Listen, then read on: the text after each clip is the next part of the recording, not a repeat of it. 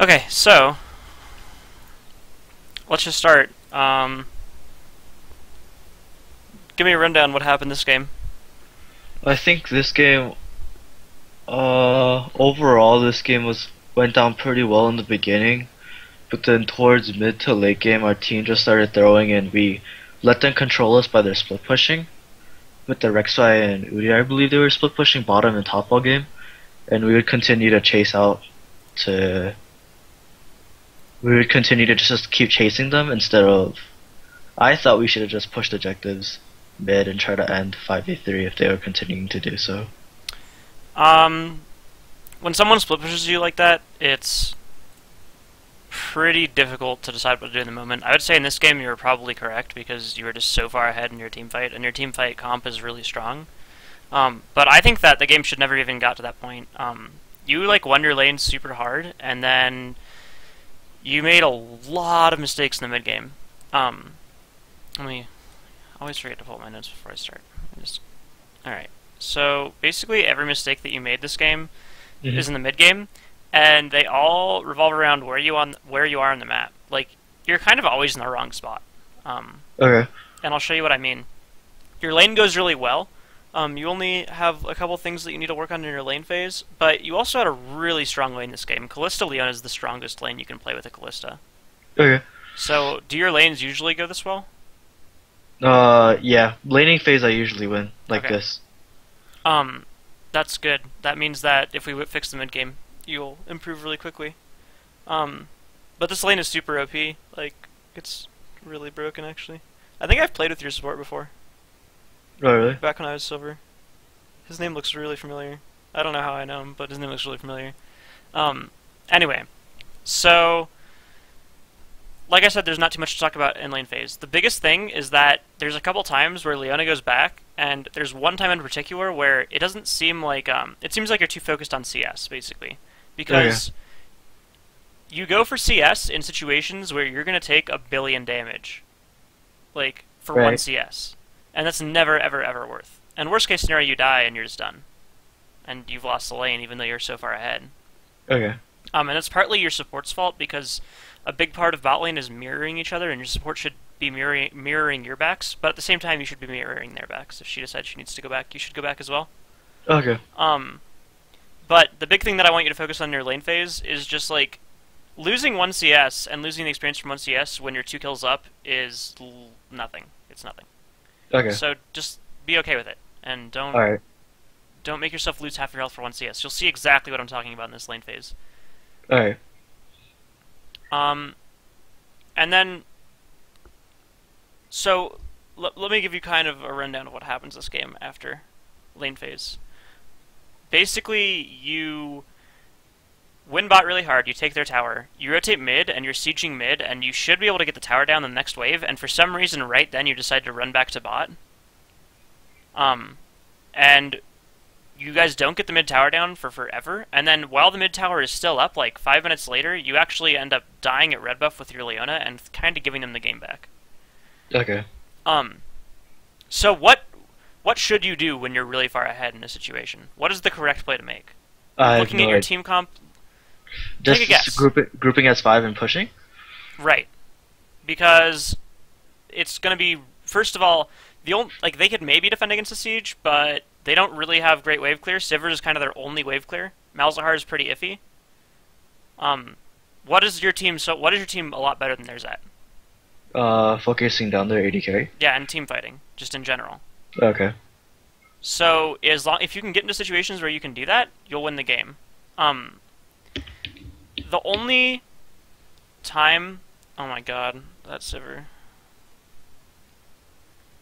So you'll see what I'm talking about real quick on a tangent here. Back in the lane phase, you'll go for CS a couple times here, and they actually should be able to put more damage on you than they do. Like they should be able to play in your face right now and deny you the CS, and they're not. But you'll see it'll happen a little bit while your Leona's back here, or maybe not. Maybe it's a little later. Your Leona goes back without you a lot this game. Yeah, it's next time, I guess. I guess it happened a lot level 1, as Yeah. I saw. It's honestly pretty amazing that you won this lane after that was happening with your support. Okay, right here. Do you see that? Yeah. So you didn't actually even get the CS. It's still alive right here, off the screen right now. You missed it after going for it with that low health. So this is kind of about like knowing your cooldowns and their cooldowns. There are times when you can push up to them when you're 1v2 and get the CS, and you're not going to take that much harass. But in this situation, it's a terrible idea because Janna still has her tornado, she still has her slow. Sivir has enough mana for her boomerang. So you should at the very least take one boomerang shot and a tornado and a couple auto attacks, which is what happens here. You actually got a pretty decent scenario, like, because of what could have gone wrong is a lot worse. You could have gotten hit by literally everything. Okay. But you literally didn't even get the CS, and you have half health now. You were at like 75%. And honestly, you get pretty lucky here. In this situation, they shouldn't win. You should not win the lane. Okay.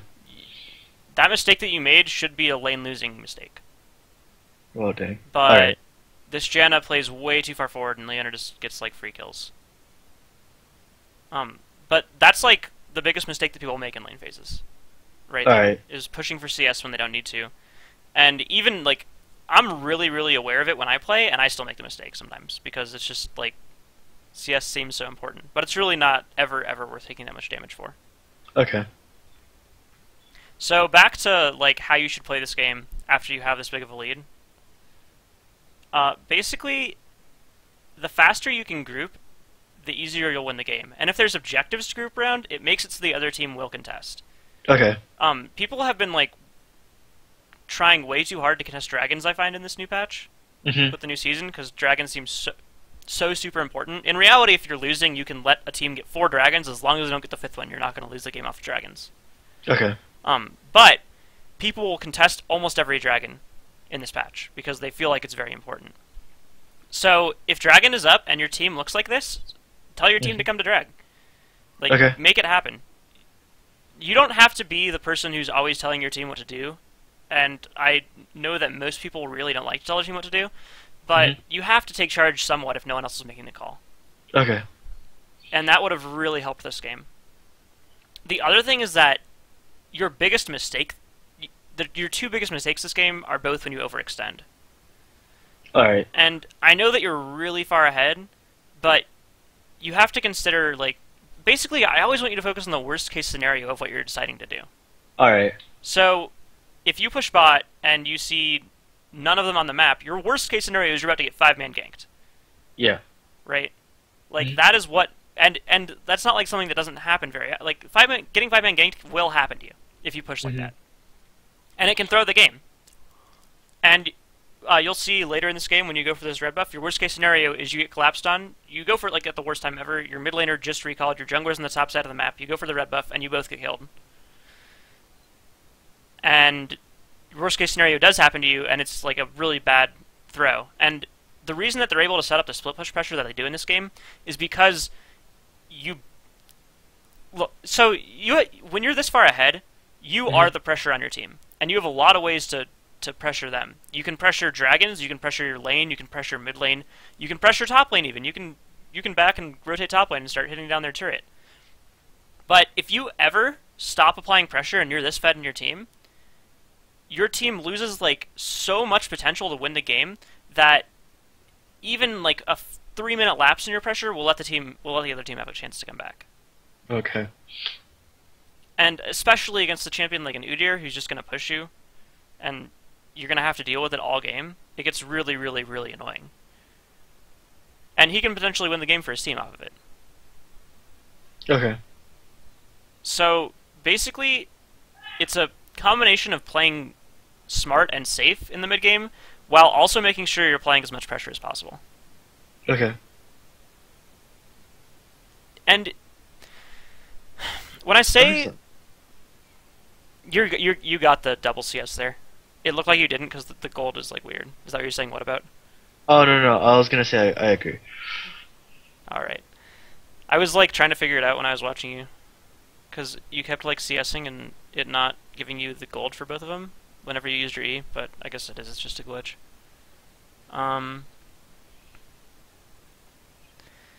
So this is kind of another example of like pushing too far for the CS. You turn it because they overextend off of it, but you should have just lost the trade and they should have backed up. Okay. of funny because this game is kind of about throws and counter throws, especially at this elo. And you kind of bait them into throwing a lot. But if it went wrong for you, it would have went really wrong. Why didn't you auto attack him more there? We can watch it again real quick.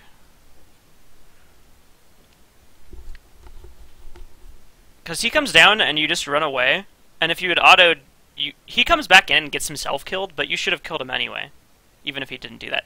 Like, starting from right here, you should be able to auto him while kiting. Well, I don't remember what I was doing, but yeah, I agree. I should have been able to kite him more there. And you end up getting the kill because he, like, uses his escape to... I don't know what he was thinking, but...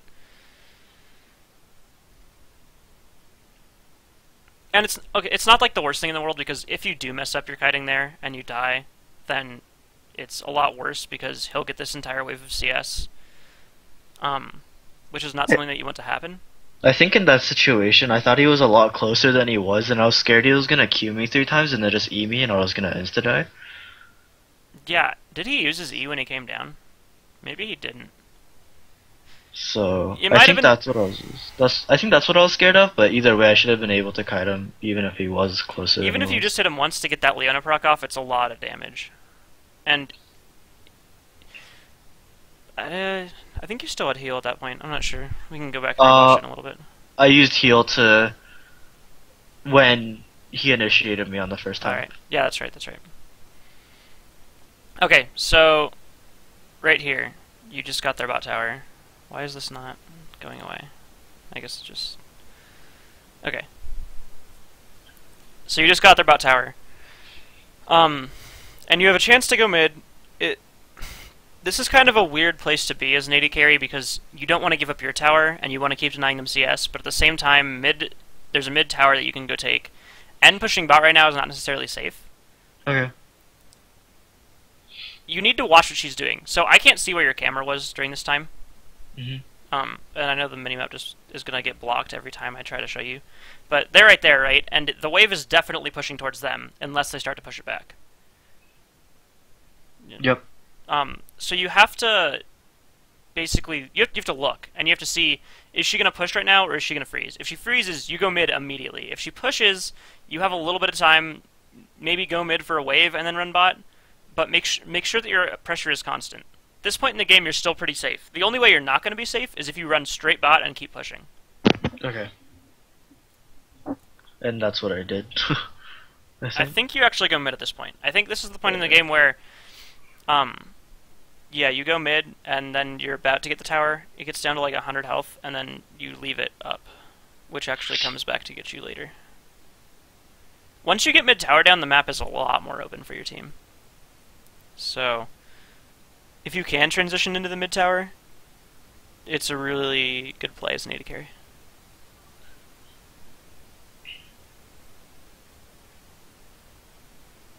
So is this where I missed the tower? Yeah, it's a couple waves, but you end up taking... I think you could have taken it. Okay. This game is like from a couple days ago, and I rewatched it. I kind of like scanned over it while you were just in that game, but I'm pretty sure it gets down to like 200 health. And I know it gets low, and I was pretty sure you could have taken it the first time I watched this. I think if that was the case, I think what happened was I was really scared of getting suppressed, and then I didn't feel like I could do much versus that Janna. And she oddly wasn't shielding the towers all game, which I caught on a little too late. But then after that, I just decided to go bot. It's because we didn't have vision on that Udyr at the time, and I think I was scared of that Udyr as well. Well, you don't really need to be afraid of the Udyr in that situation, because look at how much CC you have near you. Okay. And this is just a weird decision. So, Scuttle Crab is the worst camp in the game. The only time you take Scuttle Crab is when you're prepping for Dragon. Or Okay. Baron. Don't stop running bot to take Scuttle Crab. Like, you're just wasting Okay. your time. I think you might have been able to get... You took way too long to get bot. If you were going to run bot there, you shouldn't... Like, that ward is okay, but you just gotta go. And you Okay. kind of walk back and forth a little bit, and then you take the Scuttle Crab. If you had just walked bot, you would have gotten a couple more minions on the wave that just did the tower there. This is like the hardest point in the game to make decisions as an AD carry about your rotations, because you want to be trying to maximize your farm while maximizing your pressure on towers. I actually don't really even like taking my bot tower first because it puts me in this weird spot. Oh, okay. But that's just kind of personal preference, and it's because I don't play AD carry very much, so I'm not super used to it. But it's a really weird part of the game. So something mechanical that I want to address is you save your E way too long sometimes. Okay. Yeah. Like with Kalista, what I find weird is that like there's that little area of split decision that I need to make when they're about to get out of my E range, and I click it like that 1 second too late, and then does that make sense? Yeah. Well, you shouldn't even be waiting until they're out of your E range is way farther than you should be waiting. Like as soon as they step out of your auto attack range, that's when you E. You don't need to wait until they're all the way back. Your Leon is a god. That's such a good ult. I think you turn this, actually. No, you just run away. That's right. Probably a good decision since they're 5 bot. So, look! Oh my god, look what happened. You pushed bot. How many ganked you? All 5. And look at your wards on the bottom side of the map. Next to 0. They don't exist. So if you're gonna push bot, tell your support to ward. Okay. And don't push until your support actually does ward. If your support's not gonna ward, then just don't push bot. Alright.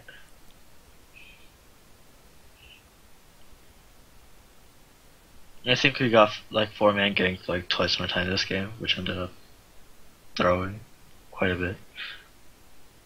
Yep. You, basically, the mistakes you made were pushing bot way too far when you didn't need to. And then going for that red buff in a little bit here. And this game gets a lot closer than it needs to be. Like, you're not really that far ahead right now. I know it says 3-9, but you're actually losing in towers. Yeah. And this is... I realized like quite a bit throughout the game. You just tied the game in dragons, so you're actually behind pretty far on your map here. And, I mean, the game is really, really close. What your team has that they don't have is like what we talked about before. You have a better team fight. Your AD carry is a lot stronger. And Saber, when she gets behind, does actually no damage. Like I think I'm pretty sure I called team to just push mid up quite a bit a few times, like, but we just wouldn't group, and then we would just keep getting split pushed on. So, if I have a team comp like this and my team doesn't group, what should I do instead of throwing by pushing bot consistently? At some point, you kind of have to let your team do what they want and expect them to group eventually, because that's usually how these games go. I mean, sometimes you're just going to get teams that just don't do it, and you're just going to lose. I would say here that the way you play this situation bot, where they're pushing and you want to go mid, that's what you should want to do in this situation, is you watch your minimap, and you only catch the wave when it's at this point in the lane. You shove it, and if she, and then you start to walk mid. If she shows up, you walk back. You're not going to miss an ECS, because she's going to be pushing the wave. If she's not pushing the wave, you keep going mid. Okay. And if she pushes past river even a little bit, you fight. Okay. But your wards should be so much better here, and you should be putting your ward down here at this point. Okay. You shouldn't have a warding trinket when you're in this situation, because you see one person on the map right now. Should I have my scrying orb by now? Generally, yes, but if you're going to be in a situation where you're going to be going bot, I would stick with the warding trinket.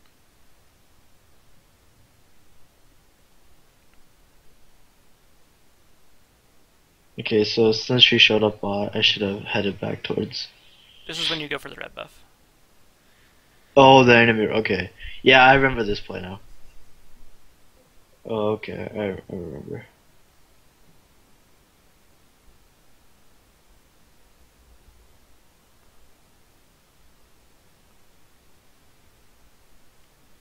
When I was watching this, I was actually, yelling no on my computer. Because you'll see your mid laner is, pushed out of lane right when you go for it. And your jungler's topside. There's just no chance that it could possibly work out. And you walk through a ward to go to it. You have to expect there's wards in your way there. Because they had the lane to river, so they should have wards at least that far. And then you see them... it hurts, dude. You saw them put down the ward and you stayed. Rest in peace.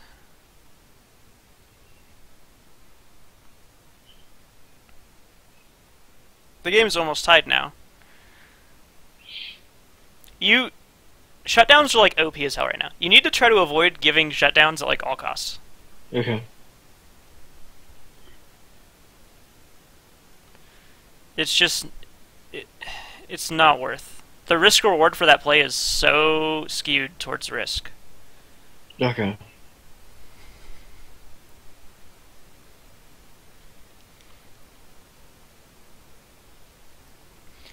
So... should I have headed bot? I mean, headed towards mid.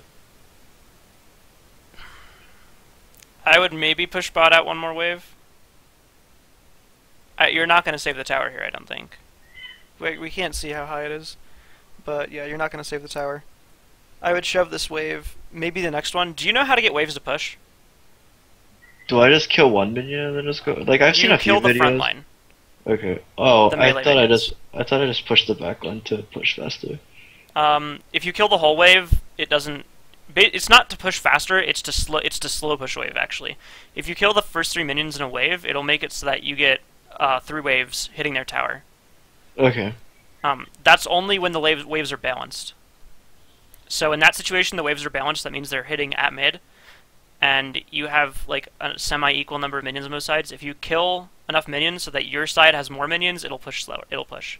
And okay. The way to do it so that it's exactly 3 waves hitting is by killing the first 3 minions. Okay. So I would have done that there, and that would have set the wave to push. By pushing it past river, you actually set it to push towards them, or to push back towards you, which is not what you want to do at all. When you're this far ahead, it's about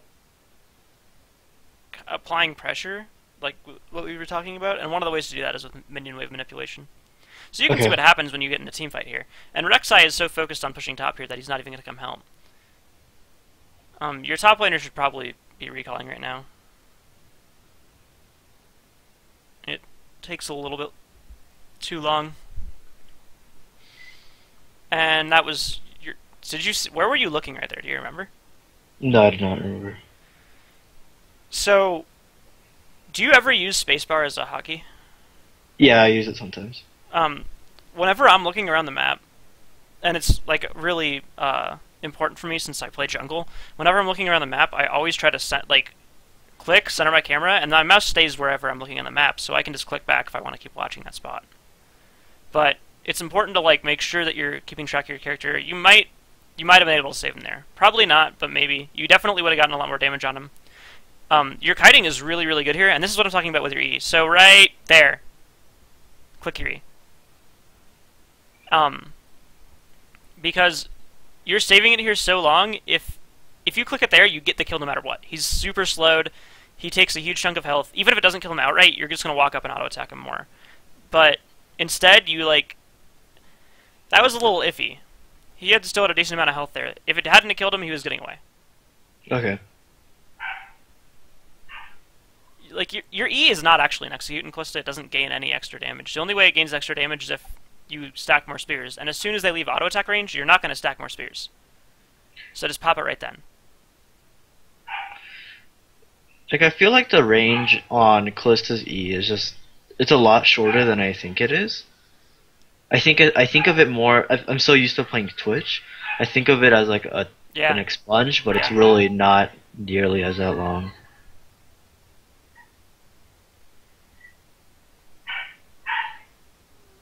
If you had E'd there, you might have gotten the kill again. But you're just saving it as long as you possibly can. Okay. Because she has no armor, your E would have hit her really hard. It might not have killed her, but it might have made her hesitate or something.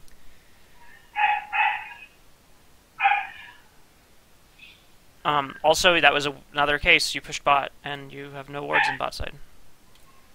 Two Right. of them showed up, and that was your best case scenario. Your worst case scenario is there's 3 or 4 of them there again.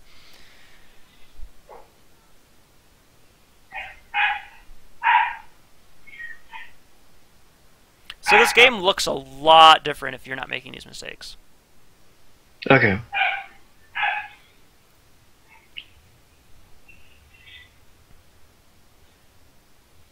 At this point in the game, you definitely should have Scrying Orb, Okay. by the way.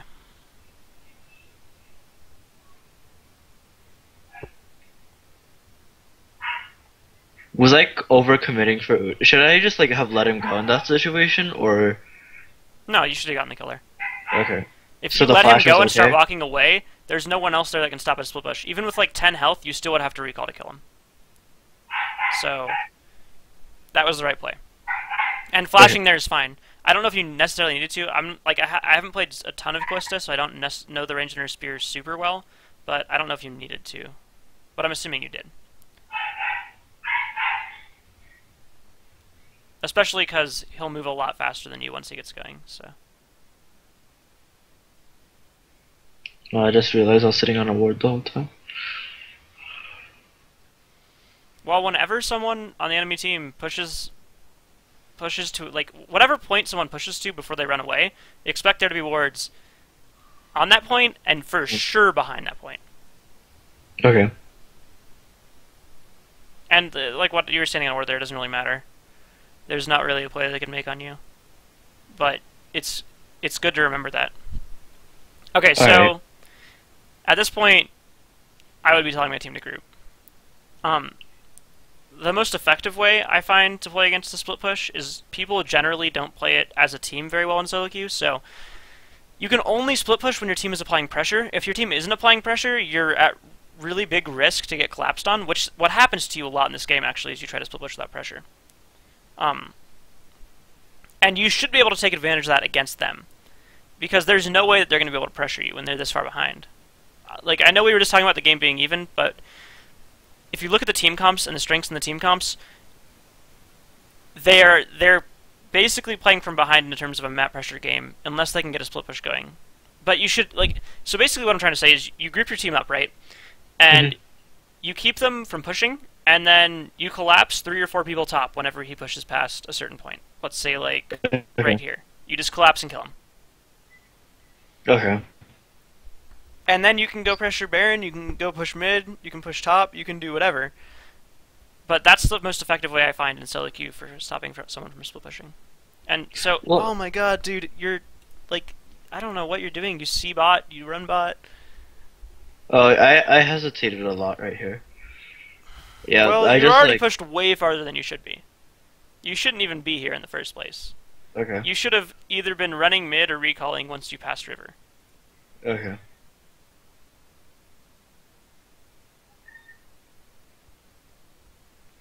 And so Kalista, the build that you're running, is really strong once you have your 2 items, which you do. But it's so weak in split push. Okay. Almost everyone in the game can 1v1 you right now. Because your Hurricane is actually just completely useless outside of teamfight. Alright. So you want to be teamfighting. So you want to be with your team as much as possible.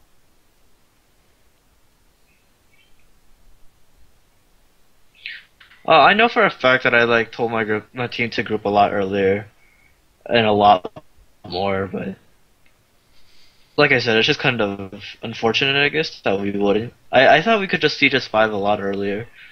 Not as early as you mentioned it, but like I'm pretty sure we didn't. No, this none of this should have happened. And so you're telling your team this, but you need to also just kind of, people will follow you if you just go do it. Okay. Right? Like, there's this weird thing in solo queue where you make a call, but if you don't actually go do it, people won't follow it.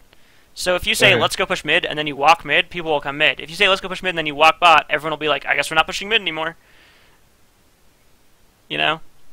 Mhm. I think overall what I was trying to do this game though, I was just trying to push for objectives after we wouldn't group as 5. Which I guess bites us in the butt pretty hard. Well, I mean, you should have been pushing for objectives by going different places, basically. If you had, even if you had just recalled and ran top one of these times instead of going bot, you would have gotten that tower a lot faster. When you're this fed, do you ever watch like OGN or anything like that? Yeah, I do. So you notice that when the AD carry, if you win lane with your duo lane, they don't like group up and fight. The duo lane will actually just rotate top and take the tower. Okay. Right? You think about it, you know what I'm talking about? You've seen it before? Yeah. So you have that option in solo queue. Yeah, that's something that you can do. You could have just gone top and taken the tower down. That tower should never last for 25 minutes when you're this far ahead.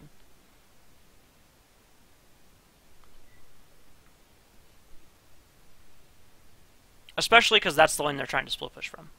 If you pressure that lane, they can't split push.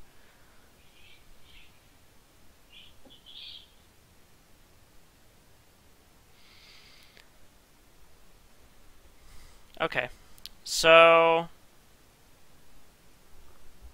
that's basically all I have in my notes, so there's not really that much more that we're going to see in this game. Okay. That's going to be different. It's kind of a lot more of the same. Pushing too far. This is actually not the worst because you just pushed mid with your team. But you still have this kind of trend. Let's see exactly what happened there. So,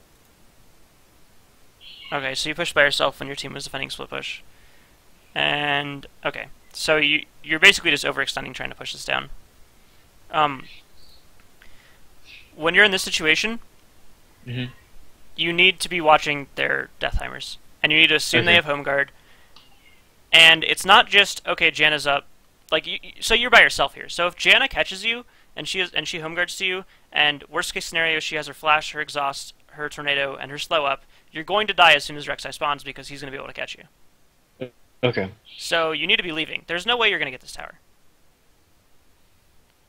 I think I tanked that tower for a while to try to get it. Yeah, that was just not quite knowing your damage. And you don't even get it. Ouch.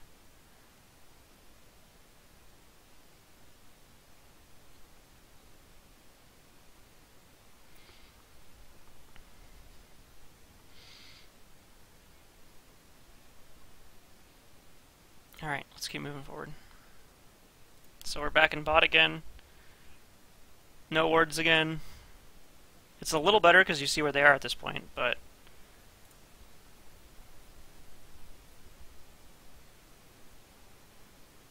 so at this point in the game, you're the one in your team who's not grouping.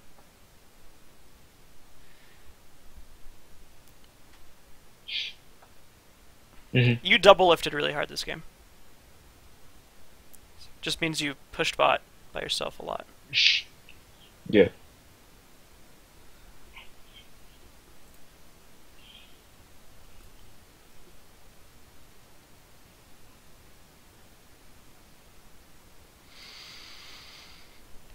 And I mean, obviously, this game wasn't super clear-cut because you're dealing with a split push the entire time, but if you just tried to get your team to group more, this would have been over a lot quicker.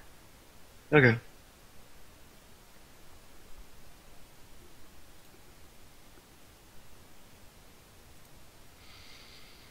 Eventually, you do catch one of these split pushers out, and that's how you win the game.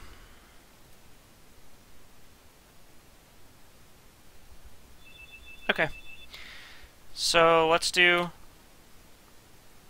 some quick stuff with Runes and Masteries.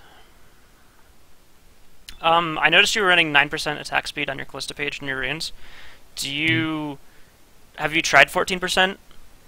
No. I suggest on Kalista you definitely go 14%, and I run 14% in all AD carries.